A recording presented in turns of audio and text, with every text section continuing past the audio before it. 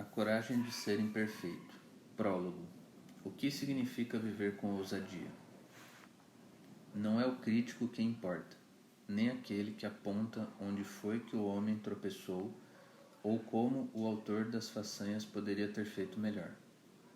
O crédito pertence ao homem que está por inteiro na arena da vida, cujo rosto está manchado de poeira, suor e sangue, que luta bravamente, que erra, que decepciona, porque não há esforço sem erros e decepções, mas que, na verdade, se empenha em seus feitos, que conhece o entusiasmo, as grandes paixões, que se entrega a uma causa digna, que, na melhor das hipóteses, conhece no final o triunfo da grande conquista e que, na pior, se fracassar, ao menos fracassa ousando grandemente. Trecho do discurso Cidadania em uma República, ou O Homem na Arena, proferido na Sorbonne por Theodore Roosevelt, em 23 de abril de 1910. As palavras do ex-presidente americano ecoam tudo o que aprendi em mais de uma década de pesquisa sobre vulnerabilidade. Vulnerabilidade não é conhecer vitória ou derrota, é compreender a necessidade de ambos, é se envolver, se entregar por inteiro. Vulnerabilidade não é fraqueza, é a incerteza, os riscos e a exposição emocional que enfrentamos todos os dias não são opcionais. Nossa única escolha tem a ver com o compromisso, a vontade de assumir os riscos e de se comprometer com a nossa vulnerabilidade determina o alcance de nossa coragem e a clareza de nosso propósito. Por outro lado, o nível em que nos protegemos de ficar vulneráveis é uma medida do nosso medo e de nosso isolamento em relação à vida. Quando passamos uma existência inteira esperando até nos tornarmos à prova de bala, ou perfeitos para entrar no jogo, para entrar na arena da vida, sacrificamos relacionamentos e oportunidades que podem ser irrecuperáveis. Desperdiçamos nosso tempo precioso e viramos as costas para os nossos talentos, aquelas contribuições exclusivas que somente nós mesmos podemos dar. Ser perfeito e à prova de bala são conceitos bastante sedutores, mas que não existem na realidade humana. Devemos respirar fundo e entrar na arena, qualquer que seja ela. Um novo relacionamento, um encontro importante, uma conversa difícil em família ou uma contribuição criativa. Em vez de nos sentarmos à beira do caminho e vivermos de julgamentos e críticas, nós devemos ousar aparecer e deixar que nos vejam. Isso é vulnerabilidade. Isso é a coragem de ser imperfeito. Isso é viver com ousadia. Introdução. Minhas aventuras na arena da vida. Passei a vida inteira tentando contornar e vencer a vulnerabilidade. Tenho aversão a incertezas e a exposições emocionais. Na época do colégio, quando a maioria de nós passa a lutar com a vulnerabilidade, comecei a desenvolver e afiar o meu arsenal de defesa contra essa emoção incômoda. Por muito tempo, tentei de tudo, desde ser a garota perfeitinha até me tornar a poeta exótica e ativista indignada, a profissional ambiciosa, a baladeira descontrolada. À primeira vista, esses papéis podem parecer estágios de desenvolvimento razoáveis, senão previsíveis, mas eles eram mais do que isso para mim. Todas essas etapas constituíam diferentes armaduras que me impediam de me tornar excessivamente comprometida e vulnerável. cada tática era construída sobre a mesma premissa: manter todo mundo a uma distância segura e sempre ter uma saída estratégica. Apesar do meu medo da vulnerabilidade, sei que herdei um coração amoroso e um caráter solidário. Então, perto de completar 30 anos, deixei um cargo de gerência na gigante das telecomunicações, arranjei um emprego de garçonete e voltei à faculdade para me formar como assistente social. Assim como muitas pessoas que se interessam pelo serviço social, eu gostava da ideia de consertar gente e sistemas. Foi só quando já havia terminado o bacharelado e cursava o mestrado que percebi que o serviço social não tinha a ver com consertar, entre aspas. Em vez disso, trata-se de contextualizar e apoiar. Sua missão é mergulhar no desconforto da ambiguidade e da incerteza e criar um espaço de solidariedade para que as pessoas encontrem o próprio caminho. Enquanto eu lutava para descobrir como uma carreira no campo da assistência social poderia realmente dar certo para mim, fui fulminada pela afirmação de um de meus orientadores: se você não consegue medir, não existe. Ele explicava que, diferentemente de outras matérias do curso, pesquisa tem tudo a ver com previsão e controle. Fiquei impressionado. Você quer dizer que, em vez de apoiar e acolher, eu deveria dedicar minha carreira à previsão e ao controle? Naquele instante eu descobri a minha vocação. Hoje, posso dizer que sou uma pesquisadora de dados qualitativos, ou seja, uma contadora de histórias.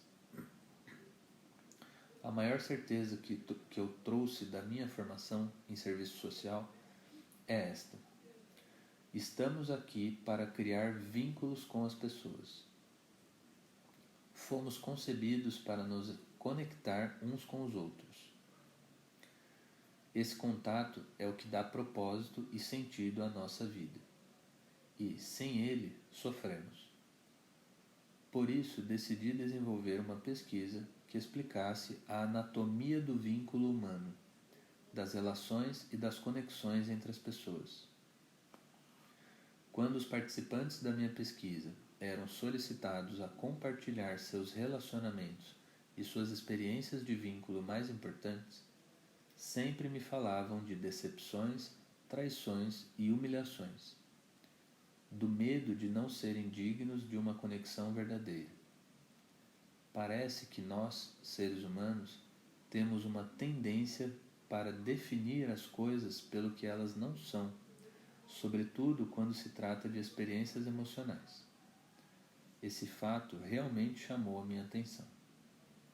Portanto, um pouco por acaso, eu passei a pesquisar os sentimentos de vergonha e empatia. E levei 6 anos desenvolvendo uma teoria que explica o que é a vergonha, como funciona e o que fazer para combater a crença de que não somos bons o bastante e de que não somos dignos de amor e de relacionamentos. Em 2006, descobri que, além de compreender esse sentimento, comecei a querer investigar o outro lado da moeda.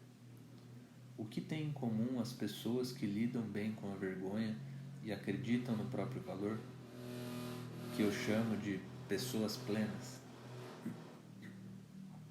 No meu livro, A Arte da Imperfeição, defino os 10 sinais de uma vida abundante, que indicam o que uma pessoa plena se esforça para cultivar e do que ela luta para se libertar.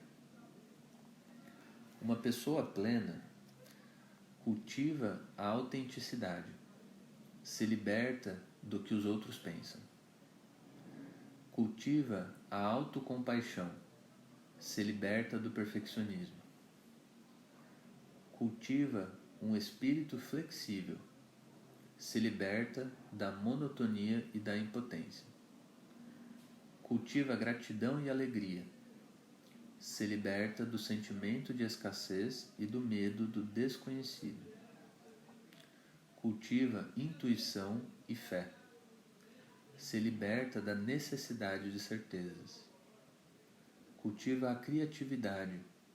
Se liberta da comparação.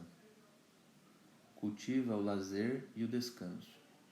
Se liberta da exaustão como símbolo de status e da produtividade como fator de autoestima. Cultiva a calma e a tranquilidade. Se liberta da ansiedade como estilo de vida. Cultiva tarefas relevantes. Se liberta de dúvidas e suposições. Cultiva risadas, música e dança. Se liberta da indiferença e de estar sempre no controle. Naquele livro, escrevi detalhadamente sobre o que significa ser uma pessoa plena e sobre o despertar espiritual que advém dessa descoberta. Agora, pretendo compartilhar a definição de uma vida plena e apresentar os 5 temas mais importantes que surgiram na coleta de dados e me levaram às revelações que apresento nesta obra. Viver plenamente quer dizer abraçar a vida a partir de um sentimento de amor próprio. Isso significa cultivar coragem, compaixão e vínculos suficientes para acordar de manhã e pensar: não importa o que eu fizer hoje ou o que eu deixar de fazer, eu tenho meu valor. E ir para a cama à noite e dizer: sim, eu sou imperfeito, vulnerável e às vezes tenho medo, mas isso não muda a verdade de que também sou corajoso e merecedor de amor e aceitação.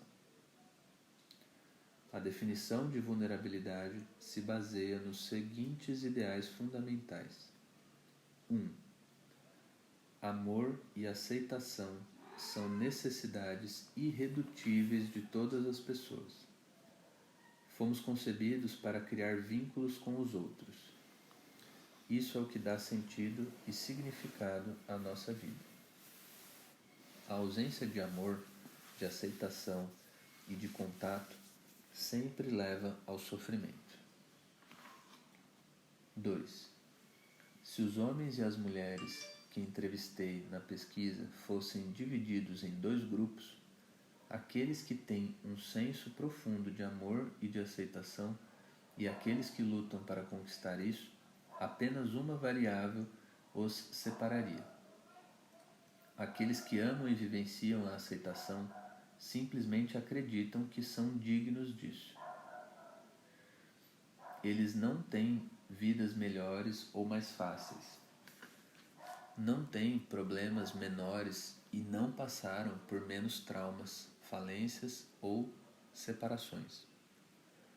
No meio de todas essas lutas, eles desenvolveram práticas que os tornaram capazes de se agarrar à crença de que são dignos de amor, de aceitação e até mesmo de alegria. 3. A preocupação principal de indivíduos plenos é viver uma vida orientada pela coragem, pela compaixão e pelo vínculo humano. 4. As pessoas plenas identificam a vulnerabilidade como um catalisador de coragem, compaixão e vínculos. Na verdade, a disposição para estar vulnerável foi o único traço claramente compartilhado por todas as mulheres e homens que eu descreveria como plenos. Eles atribuem todas as suas conquistas, desde seu sucesso profissional até o casamento e os momentos felizes como pais, à capacidade que têm de se tornarem vulneráveis. Desde o início das minhas pesquisas, abraçar a vulnerabilidade surgiu como uma temática importante. A relação entre esta e as outras emoções que estudei ficou clara para mim.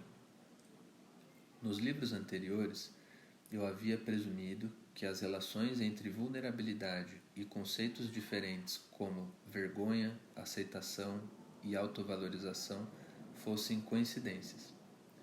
Só depois de 12 anos, investigando cada vez mais fundo essa questão, compreendi o papel que a vulnerabilidade desempenha em nossa vida. Ela é o âmago, o centro das experiências humanas significativas. Essa nova informação me trouxe um grande dilema. Por um lado, como é possível falar sobre a importância da vulnerabilidade de forma honesta e relevante, sem que eu mesma esteja vulnerável? Por outro, como é possível estar vulnerável sem sacrificar a própria legitimidade como pesquisadora? Acredito que a receptividade emocional seja motivo de vergonha para muitos acadêmicos. No início da nossa formação, somos ensinados que manter uma distância prudente e certo grau de inacessibilidade contribuem para o prestígio do pesquisador, e que, caso ele se envolva de maneira excessivamente emocional, suas credenciais poderão ser questionadas. Se em muitos ambientes ser uma pessoa pedante é um insulto, na torre de marfim do mundo acadêmico, somos instruídos a vestir o formalismo como se fosse uma armadura. Como eu me arriscaria a estar realmente vulnerável e contar histórias sobre as atribulações da minha jornada nessa pesquisa sem parecer uma amadora? E quanto à minha armadura profissional? Meu momento para ousar grandemente, como Roosevelt estimulou seus cidadãos a fazer, chegou em junho de 2010, quando fui convidado a falar no evento TED, uma entidade sem fins lucrativos do universo da tecnologia, do entretenimento e do design, que é dedicada às ideias que vale a pena espalhar. A TED e os organizadores desse evento reúnem os pensadores e ativistas mais fascinantes do mundo e os desafiam a dar a palestra de suas vidas em, no máximo, 18 minutos. Eu esperava que os organizadores de eventos como esses ficassem um pouco tensos e receosos com o conteúdo da palestra de alguém que se dedica a pesquisar a vergonha e a vulnerabilidade. Porém, quando perguntei à equipe da TED sobre o que queriam que eu falasse, a resposta foi: nós gostamos muito do seu trabalho. Fale sobre o que mais a impressiona. Mostre o seu melhor. Estamos felizes por tê-lo em nosso evento. Adorei e, ao mesmo tempo, detestei a liberdade daquele convite. Eu oscilava entre me entregar ao desamparo e buscar refúgio nos velhos amigos, planejamento e controle. Decidi encarar o desafio. Minha decisão de viver com ousadia derivou menos da minha autoconfiança e mais da fé em minha pesquisa. Sei que sou uma boa pesquisadora e acreditava que as conclusões que havia obtido das informações coletadas eram válidas e confiáveis. Também tratei de me convencer de que o evento não era uma coisa do outro mundo. Em Houston, para uma plateia pequena, na pior das hipóteses, 500 pessoas no auditório, mais umas poucas assistindo ao vivo pela internet, achariam que eu era uma louca. Na manhã seguinte à palestra, acordei com uma das piores ressacas de vulnerabilidade da minha vida. Você conhece aquela sensação de acordar e tudo parecer bem até que a lembrança de ter se revelado demais invade a sua mente e você quer se esconder debaixo das cobertas? Mas não havia para onde correr. 6 meses depois, recebi um e-mail dos curadores da TED, me parabenizando pelo fato de a palestra estar sendo incluída no site principal da organização. Eu sabia que isso era bom, uma honraria cobiçada, mas fiquei apavorado. Em primeiro lugar, eu já estava me habituando à ideia de apenas 500 pessoas acharem que eu era louca. Em segundo, numa cultura repleta de críticos e invejosos, sempre me senti mais segura em minha carreira permanecendo longe dos holofotes. Olhando para trás, não tenho certeza de como responderia aquele e-mail se soubesse que meu vídeo sobre a vulnerabilidade se tornaria um sucesso e que, ironicamente, me faria sentir tão desconfortável, vulnerável e exposta. Hoje, essa palestra é uma das mais visitadas no site TED.com, com mais de 5 milhões de acessos e tradução para 38 idiomas. Mas nunca tive coragem de assistir ao vídeo. Fico feliz por ter chegado lá, mas essa exposição ainda faz com que eu me sinta realmente constrangida. O ano de 2010 foi o da palestra TED, e 2011 foi o ano de dar continuidade a ela. Atravessei os Estados Unidos falando para grupos variados, desde empresas da lista da Fortune 500, coaches de liderança e militares, até advogados, grupos de pais e estudantes. Em 2012, fui convidada para dar outra palestra na conferência principal da TED em Long Beach, na Califórnia. Para mim, essa foi minha oportunidade para divulgar o trabalho que tinha sido a base de toda a minha pesquisa. Falei sobre a vergonha e sobre como nós precisamos compreendê-la e superá-la, se quisermos verdadeiramente viver com ousadia. Minhas palestras em empresas quase sempre giram em torno de liderança, criatividade e inovação. Desde os executivos de alto nível até os profissionais da linha de frente, os problemas mais significativos de todos, que todos admitiram enfrentar, se originam da desmotivação, da falta de um feedback de qualidade, do medo de ficar ultrapassado em meio às mudanças aceleradas e, por fim, da necessidade de uma maior clareza de objetivos. Se quisermos reacender a novidade e a paixão, precisamos rehumanizar o trabalho. Quando a vergonha se torna um estilo de gerenciamento, a motivação vai embora. Quando errar não é uma opção, não existe aprendizado, criatividade ou inovação. Quando se trata de criar filhos, a prática de estigmatizar mães e pais como bons ou maus é, ao mesmo tempo, exagerada e destrutiva, e transforma a criação de filhos em um campo minado. As questões fundamentais para os pais deveriam ser: você está comprometido? Você está atento?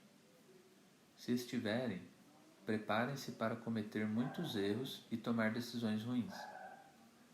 Perfeição não existe.